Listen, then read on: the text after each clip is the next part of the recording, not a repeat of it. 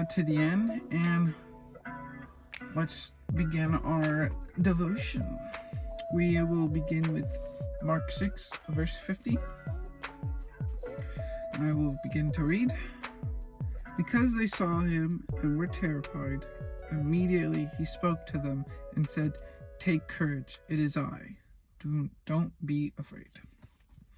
Right, now on to the devotion. The title is The Winds of Change. Jesus' comforting words came to the disciples in the midst of a terrible storm. Before this, verse 48, the Lord tells us that they were making a headway painfully, for the wind was against them. Earlier that day, Jesus fed 20,000 people with a little boy's lunch. It was a mountaintop experience. The disciples wanted to stay with Jesus, but he sent them away, out into a boat, in the dark of night with the storm approaching. Have you ever wondered why he did that? Why does Jesus let us face such painful, difficult circumstances? Does he really love us? The disciples previously asked, "Teacher, do you not care that we are perishing?" Jesus saved the disciples that night, and he is always faithful to us too. But why does he allow us to suffer? And why can he seem so far away when we are crying out to him? What could his purpose be? Why all the darkness and the torturous pain? Does it mean that we are out of God's will? Were the disciples out of God's will? I don't think so. Jesus made them get in the boat. He wanted them to be there.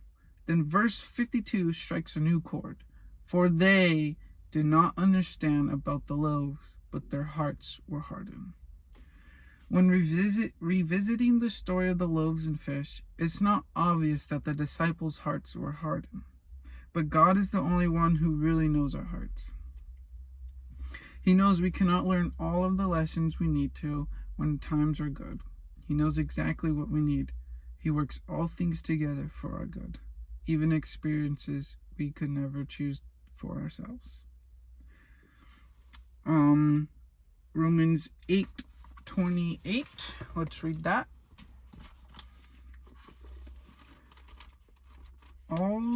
This whole entire month, I've been seeing Romans, and I think God is trying to tell me something.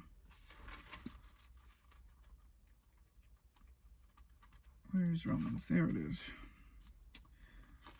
Chapter 8, verse 28. Let's just find that. Okay, here we go.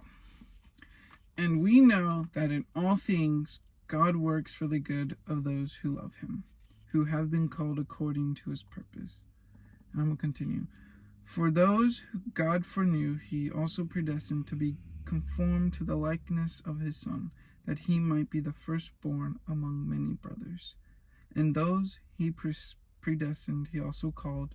Those he called, he also justified. Those he justified, he also glorified. Okay. Oh no, the camera's falling. Well, that was a good devotion.